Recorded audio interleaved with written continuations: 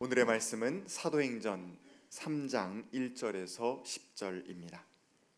오후 3시에 기도 시간이 되어서 베드로와 요한이 성전으로 올라가는데 남에서부터 못 걷는 사람들이 떠매고 왔다. 그들은 성전으로 들어가는 사람들에게 구걸하게 하려고 이 못 걷는 사람을 날마다 아름다운 문이라는 성전 문 곁에 앉혀 놓았다. 그는 베드로와 요한이 성전으로 들어가려는 것을 보고 구걸을 하였다. 베드로가 요한과 더불어 그를 눈여겨보고 그에게 말하였다. 우리를 보시오. 그 못 걷는 사람은 무엇을 얻으려니 하고 두 사람을 빤히 쳐다보았다. 베드로가 말하기를 은과 금은 내게 없으나 내게 있는 것을 그대에게 주니 나사렛 예수 그리스도의 이름으로 일어나 걸으시오 하고 그의 오른손을 잡아 일으켰다. 그는 즉시 다리와 발목에 힘을 얻어서 벌떡 일어나서 걸었다. 그는 걷기도 하고 뛰기도 하며 하나님을 찬양하면서 그들과 함께 성전으로 들어갔다. 사람들은 모두 그가 걸어 다니는 것과 하나님을 찬양하는 것을 보고 또 그가 아름다운 문 곁에 앉아 구걸하던 바로 그 사람임을 알고서 그에게 일어난 일로 몹시 놀랐으며 이상하게 여겼다. 이는 하나님의 말씀입니다. 감사합니다.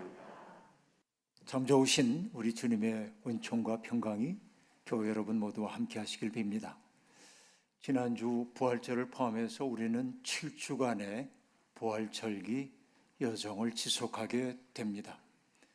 이 부활절기를 통해서 우리의 내면 속에 부활하신 주님의 생명이 든든하게 자리 잡기를 소망합니다. 부활은 옛날에 일어났던 일회적 사건이 아니고 과거에 속한 사건이 아니라 부활은 현재적 사건이고 또 미래적 사건이기도 합니다. 그 때문에 저는 부활신앙이란 우리를 위에서 끌어가는 힘, 앞에서 끌어가는 힘이라고 그렇게 말하곤 합니다. 우리가 주님의 부활을 진심으로 믿는다고 한다면 우리는 든든한 인생을 살게 될 겁니다. 생명은 죽지 않는다. 우리는 패배해도 하나님은 결코 패배하지 않으신다. 세상에 악이 승리하는 것처럼 보여도 그러나 선이 궁극적으로 승리한다.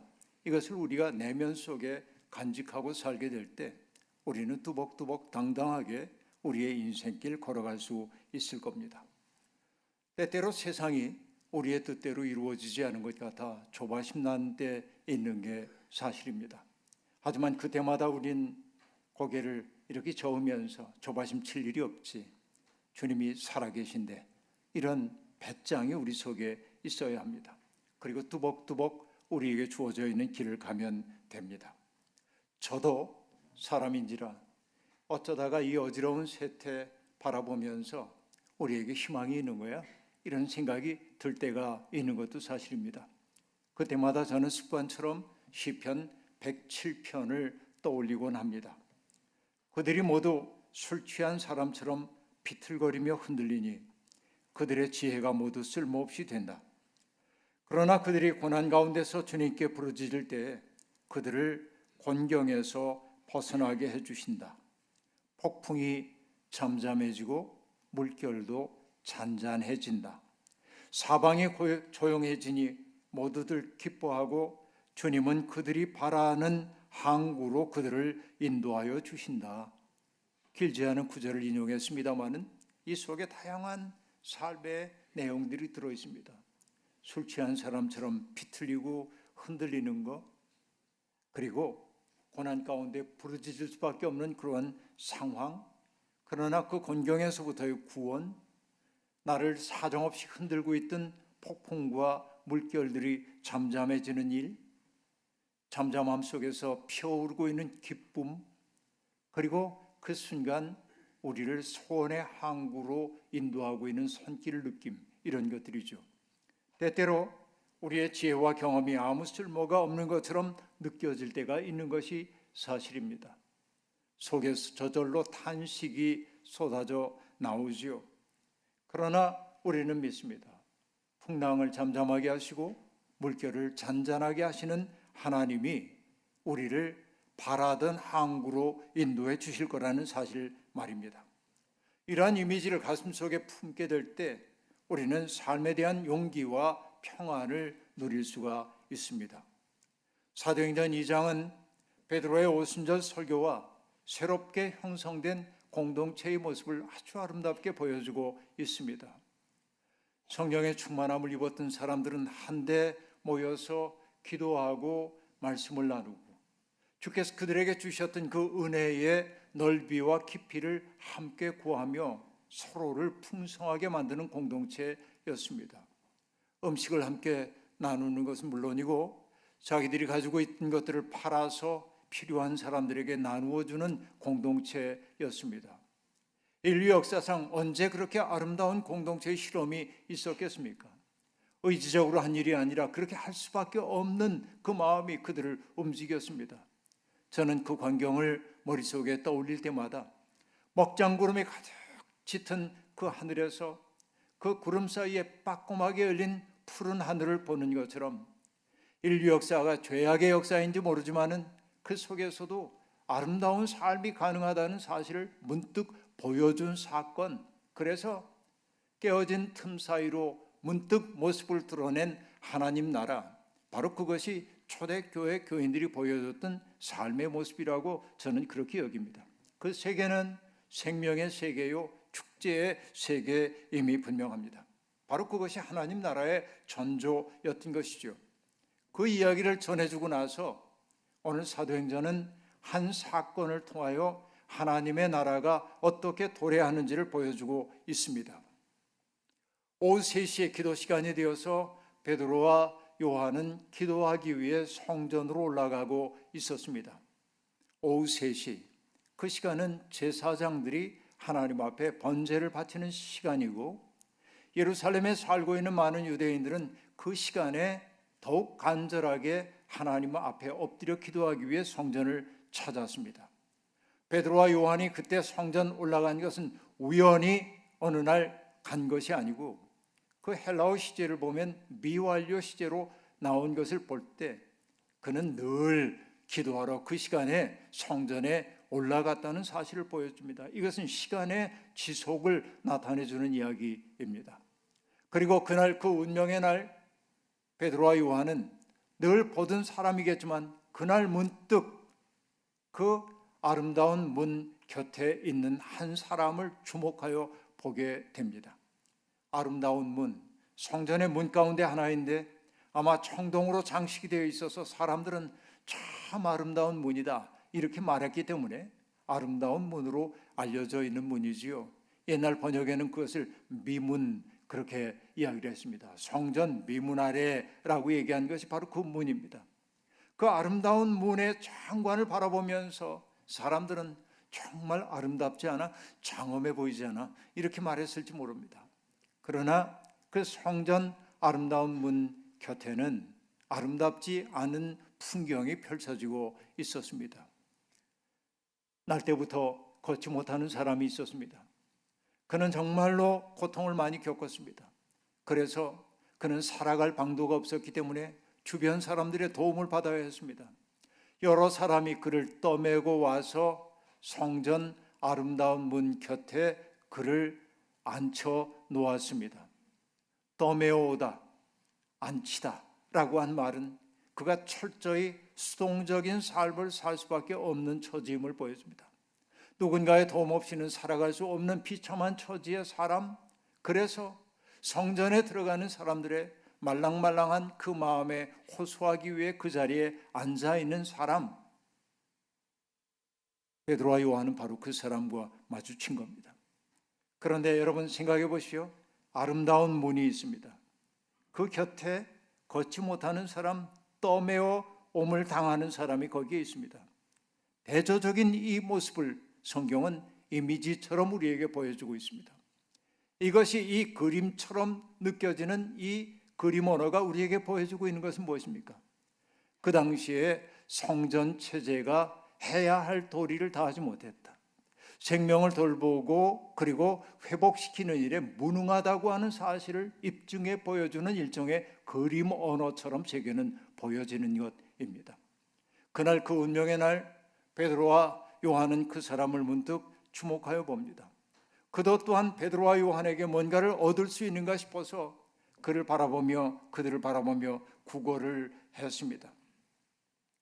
그 사람의 나이는 나중에 4장에 보면은 40살이었다고 말합니다. 여러분, 굳이 걷지 못하는 사람의 나이를 밝혀놓은 까닭이 뭘까요? 객관적 사실이기 때문에요? 아니요, 제게는 그렇게 보이지 않습니다. 성경에는 40이라고 하는 숫자가 각별한 의미를 갖고 있다는 사실을 우리는 다 알고 있습니다. 저는 그가 40살이었다는 그 이야기와 출애굽 사건을 연결시켜 볼 것을 제안합니다. 출애굽 공동체가 광야에 들어가가지고 40년 동안 광야에 머물렀고 온갖 시련을 겪은 끝에 마침내 약속의 땅으로 들어갔던 것처럼 그 베드로와 요한을 통해 그가 예수 그리스도와 만났을 때 그의 앞에 새로운 세계가 열림을 상징하기 위해 그의 나이가 40이었다고 밝힌 것 아닌가 생각해 보는 것이죠. 어쨌든 그 사람은 성전으로 들어가는 베드로와 요한을 보고 구걸했습니다. 두 제자는 그를 눈여겨보았습니다. 아테니조라고 하는 이 헬라어 단어는 주목하여 보다라고 하는 뜻도 있지만 유심히 바라보다라고 하는 뜻이기도 합니다. 마음을 다하여 바라봤다라는 얘기입니다. 그냥 내 눈으로 어떤 풍경을 바라보듯 바라본 게 아니고 그를 유심히 바라봤다는 거예요. 그리고 그들은 그 사람에게 말합니다. 우리를 보시오. 그는 무엇을 얻을까 싶어가지고 베드로와 요한을 빤히 바라보았습니다. 그리고 문득 거기에서 낯선 눈길을 느꼈습니다. 그동안 그 자리에 앉아서 사람들과 눈을 마주칠 일도 별로 없었지만 더러 누군가를 바라볼 때 그에게 돌아오고 있는 시선을 그는 아픔으로 기억하고 있었습니다. 동정하는 시선, 경멸하는 시선과 그는 만나곤 했던 것이죠. 그러나 두 사도의 눈빛 속에서 그는 낯선 것을 느꼈습니다. 마치 자신을 꿰뚫어보며 그가 겪어왔던 그 아픔을 다 이해한다는 눈빛이었습니다. 그대의 아픔을 나의 아픔으로 받아들이오. 그리고 따뜻하게 감싸는 이불처럼 포근한 눈길을 그는 느끼게 되었던 것이죠. 그 눈빛, 어쩌면 그것은 그가 오랜 시간 병자로 살아가는 동안 잃어버렸던 하늘을 비추어내는 렌즈였던지도 모르겠습니다. 어리둥절한 그를 향해 베드로가 마치 선언하듯 말합니다. 그는 금은 내게 없지만은 내게 있는 것으로 그대에게 주노니 곧 나사렛 예수 그리스도의 이름으로 일어나 걸으시오 라고 말합니다. 여러분, 이 짤막한 구절 속에 있는 대조를 우리는 눈여겨봐야 합니다. 하나는 없는 것이고 하나는 있는 것입니다. 은과 금은 내게 없습니다. 그러나 내게 있는 것이 있습니다. 있음과 없음이 대조됩니다. 아주 뚜렷하게 대조되고 있습니다. 은과 금이라고 하는 것은 그가 바라고 있는 것, 뭔가 그에게 삶에 도움이 될 만한 것을 나타내는 일종의 환유이겠죠. 거린에게 은과 금을 줄 사람은 없기 때문에 말이죠. 그것은 그런 의미로 받아들이면 되겠습니다. 그런데 그것은 내게 없다고 얘기합니다. 스승이신 예수 그리스도가 늘 빈손이었던 것처럼 제자들도 빈손으로 살아갈 수밖에 없는 것, 바로 그게 제자의 삶이었습니다. 그러나 그들에겐 있는 게 있었습니다. 그 있는 것을 베드로는 단호하게 얘기합니다. 나사렛 예수의 이름이라고 이야기합니다. 내게 있는 것, 그것은 곧 나사렛 예수의 이름으로 등치하고 있습니다. 그런데 이 말이 여러분 가벼운 말이 절대로 아닙니다. 왜 가벼운 말이 아니라고 얘기하냐면 이 베드로가 예수님의 이름을 안 것은 갈릴리 해변에서 주님의 부르심을 받던 그 순간부터였을 겁니다. 저분의 이름이 예수라는 사실을 말이죠. 그러나 그 이름의 진실과 만나기까지는 긴 시간이 필요했습니다. 예수님과 함께 갈릴리를 떠돌아다니면서 수없이 많은 사람들을 만났고 그리고 기적을 경험하고 예수님이 계신 곳에서 만들어지고 있는 아름다운 신앙의 공동체를 경험하며 들떴던 경험이 그에게 있었을 것이고, 그리고 주님처럼 무리를 걸었던, 그러다가 걷다가 빠졌던 그런 기억도, 아팠던 기억도 있고, 겟세마네 동산에서 너희가 다 나를 모른다고 할 거다라고 얘기할 때 아니요, 나는 죽더라도 주님을 버리지 않겠습니다. 장담했지만은 가야바의 법정에서 3번씩이나 주님을 모른다고 부인했던 자기의 부끄러운 마음들, 그 깨어진 마음, 으깨어진 그 마음 속에 바로 예수 그리스도가 들어왔던 거죠.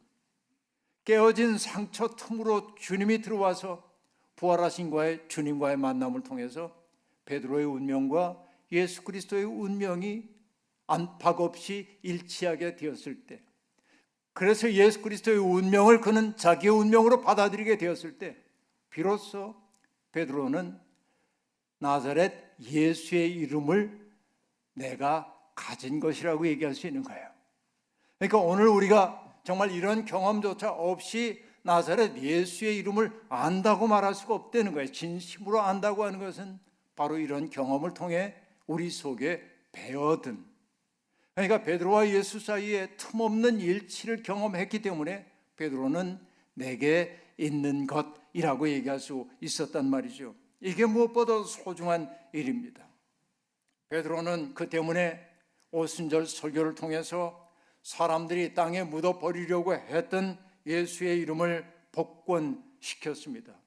그리고 베드로가 이렇게 예수와 안팎 없이 일치되었음을 보여주는 그 절정이 의회 앞에서 했던 설교입니다.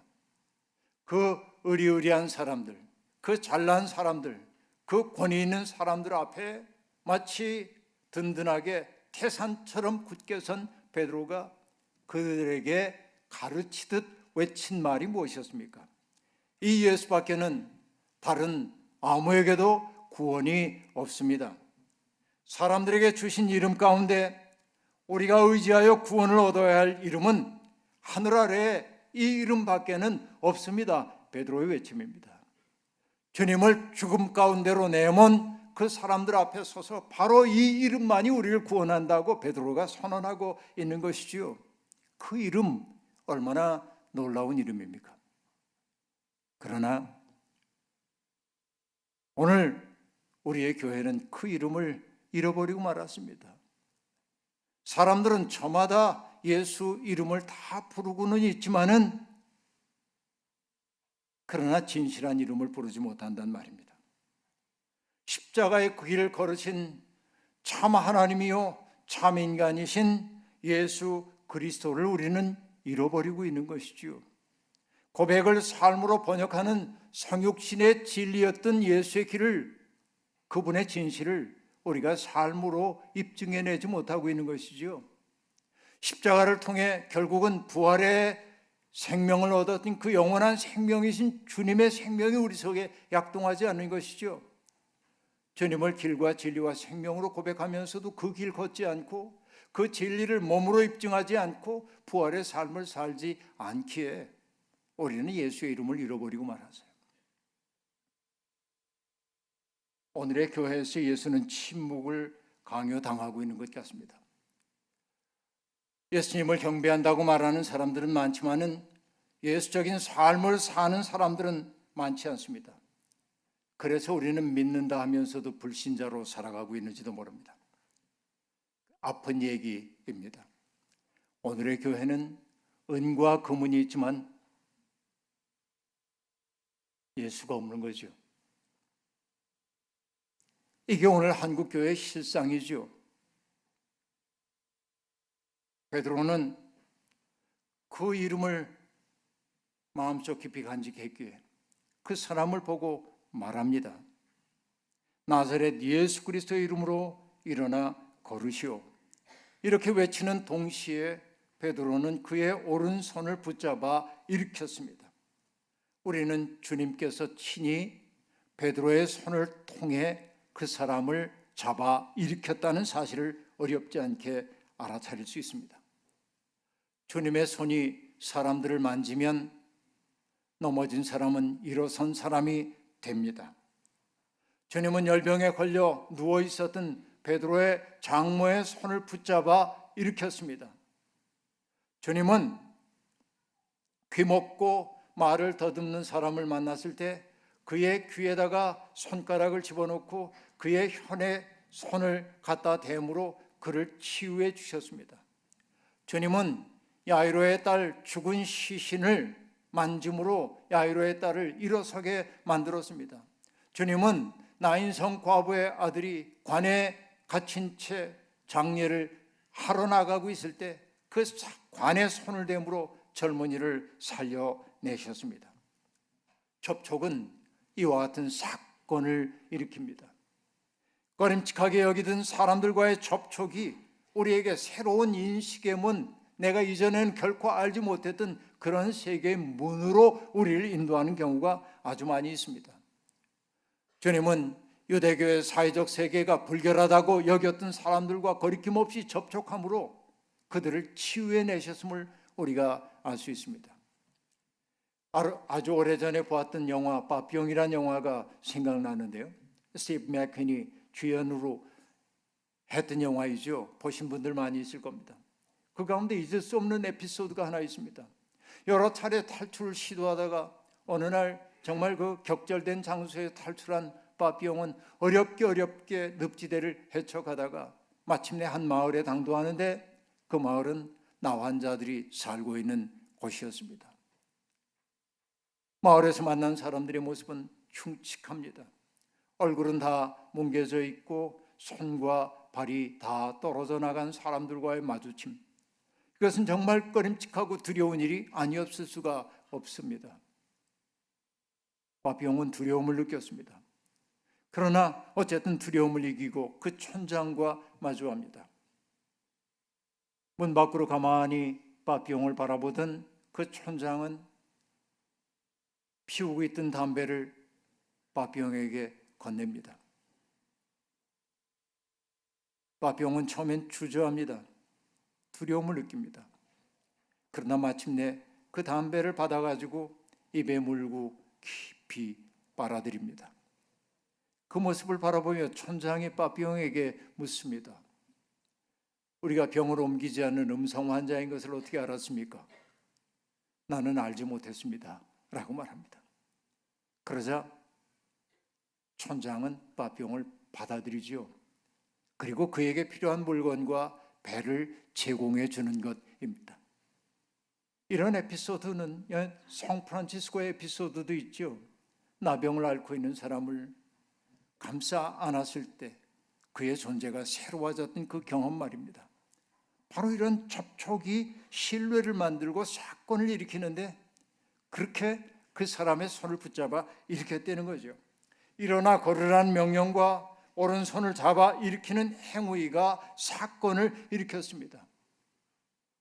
그 명령과 잡아 일으키는 그 행위를 통해 즉시 일어난 사건은 40년 동안 걷지 못하던 사람이 발목과 다리에 힘을 얻고 일어섰다는 것입니다.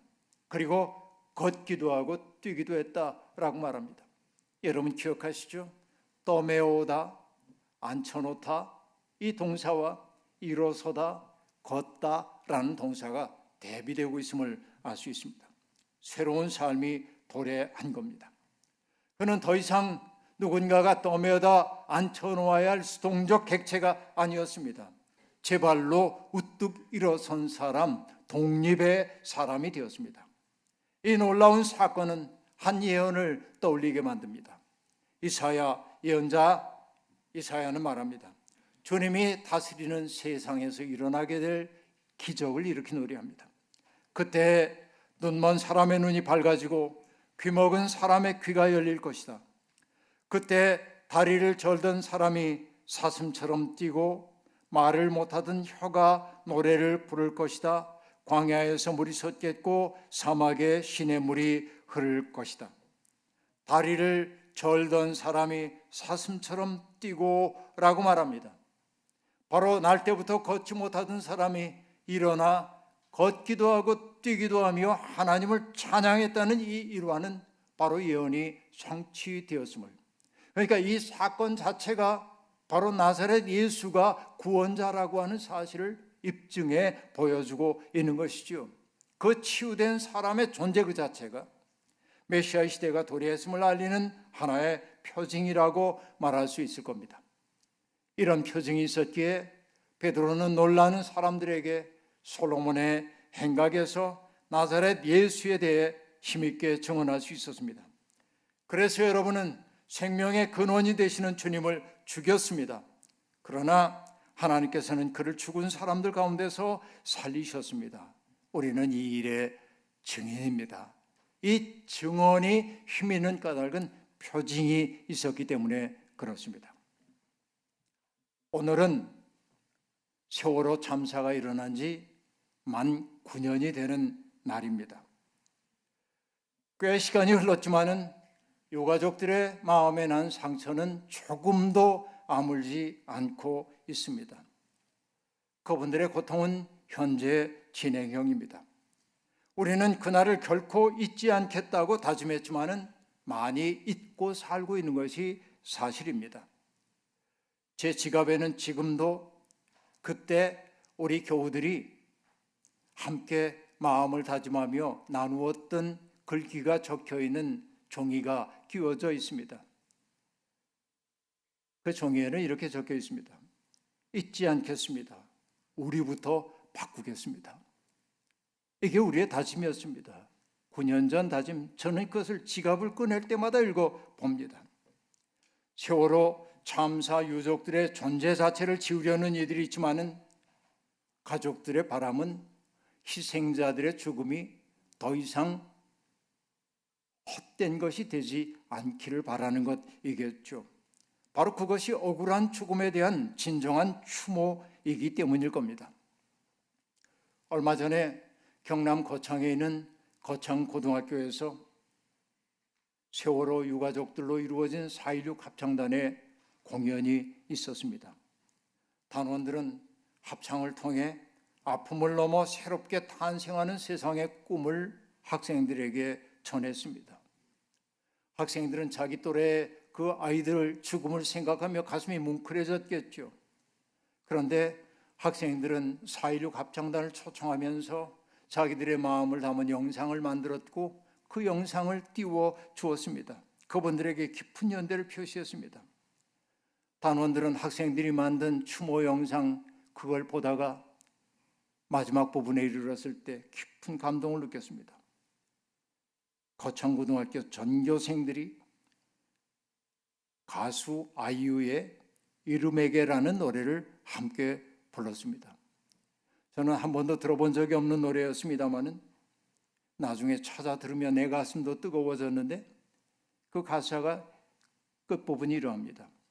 수없이 잃었던 춥고 모진 날 사이로 조용히 잊혀진 내 이름을 알아. 멈추지 않을게. 몇 번이라도 외칠게. 믿을 수 없도록 멀어도 가자. 이 새벽이 끝나는 곳으로. 30대 여가수가 만든 이 가사가 얼마나 가슴 찡한지 누군가의 이름을 부른다는 것, 그를 망각의 강에서 건져내는 것이야말로 억울한 사람들을 신원하는 과정임을 그 노래는 보여주고 있었습니다. 지금도 우리 주변에는 성전 아름다운 문 앞에 앉아 있는 것과 같은 초지에 몰린 사람들이 아주 많이 있습니다. 전쟁의 공포 속에 있는 사람들, 산불로 눈물과 고통의 세월을 보내는 분들, 길고 긴 빈곤의 터널 속에서 좌절한 사람들, 설 자리를 잃고 세상을 떠돌고 있는 사람들, 이루 다 말할 수 없는 아픔들이 있습니다.